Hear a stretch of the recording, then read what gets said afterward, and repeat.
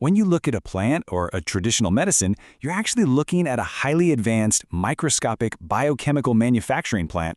Today, for all the chemists, pharmacologists, and researchers joining us, we aren't just talking about surface-level benefits, we're zooming all the way into the atomic level.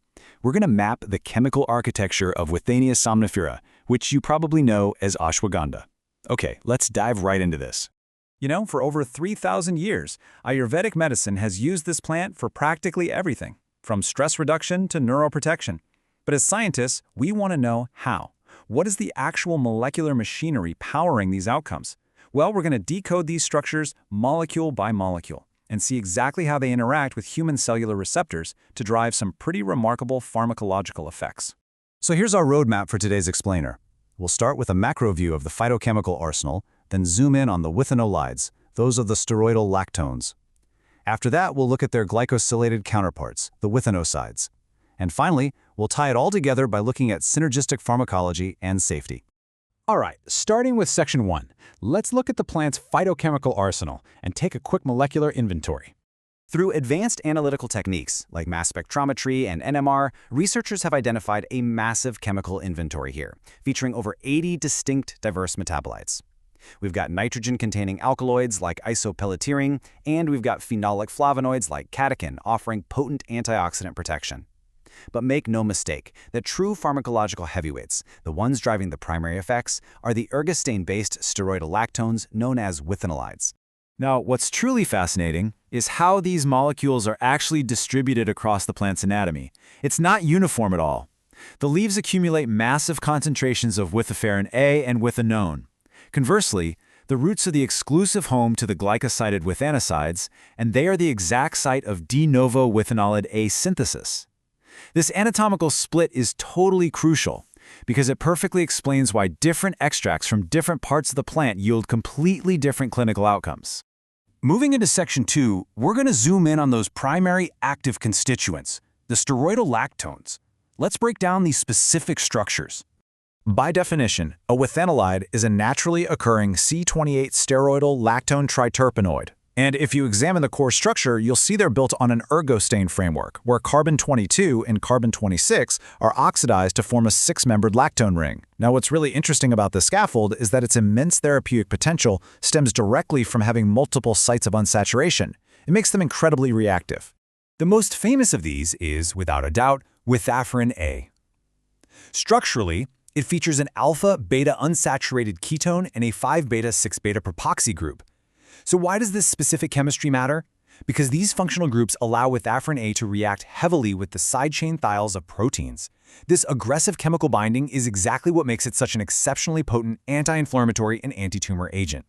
Let's actually walk through the exact anti-inflammatory pathway here. Withaferin A physically shuts down the inflammatory cascade at the cellular level in human mononuclear cells. It inhibits the nuclear translocation of critical transcription factors like NF-kappa B and AP1. It decreases I-kappa B alpha phosphorylation, and it drastically suppresses the production of major pro-inflammatory cytokines like TNF-alpha and IL-1 beta. It's literally throwing a molecular off switch on inflammation. And beyond inflammation, the oncology targets affected by these molecules are honestly staggering. Withanolides demonstrate potent growth inhibition against a really diverse array of cancer cell lines, from hepatocellular carcinoma to breast, colon, gastric, and lung cancers. Mechanistically, they are able to induce programmed cell death and force aggressive cell cycle arrest in both the G0/G1 and G2/M phases. Then we have withanolide A. Now, unlike withaferin A, which hangs out in the leaves, isotopic labeling proves this one is synthesized de novo, meaning directly from primary precursors right down in the roots. It's highly celebrated in modern pharmacology for its profound neuroprotective and nootropic properties, specifically when it comes to targeting neurodegenerative diseases. And this brilliantly illustrates exactly how withanolide A works in the brain to combat excitotoxicity. It binds to specific neuronal receptors like TRKB and TLR2/4, it modulates the PI3K/ACT signaling pathway, and remarkably, it targets the BACE1 enzyme. BACE1 is a massive player in the formation of amyloid plaques, so this single plant metabolite is directly intervening in Alzheimer's pathobiology. Before we leave the withanolides, we absolutely have to talk about ashwagandha. This is a rare bioactive dimer found in the roots, and it features a really unusual thioether linkage connecting two withanolide units together. This structural rarity gives it a highly specific function. It's a potent inhibitor of the COX-2 enzyme. That's the exact same inflammatory pathway targeted by your standard over-the-counter painkillers. Okay, let's move to section 3 and see how this builds. We're shifting focus to the root-exclusive compounds, the withanicides. So what is the actual difference between these two classes? Well, withanoids are aglycone, meaning they completely lack a sugar molecule on their framework. Withanosides, on the other hand, are steroid lactones that have mono, di, or triglycone sugar moieties attached to them. Adding this simple sugar molecule completely shifts the compound's chemical behavior, its solubility, and most importantly, how it's absorbed in the human body. To identify these vital glycosidic linkages, analytical chemists use tandem mass spectrometry to look for specific molecular fingerprints. By evaluating the fragmentation patterns, they look for a precise neutral mass loss of exactly 162 Daltons. That specific drop perfectly indicates a monoglycone sugar moiety detaching, which allows researchers to accurately map these complex chemical structures. This structural difference directly impacts pharmacokinetics, specifically how fast they cross the intestinal barrier. When administered orally, Withafera A hits its peak plasma concentration in just 15 minutes. Withanolide A follows, peaking at 20 minutes. Meanwhile, the glycosylated withanicide IV takes about 45 minutes.